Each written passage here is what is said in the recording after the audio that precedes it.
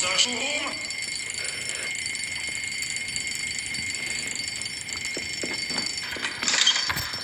Что, пришло время покончить с этим.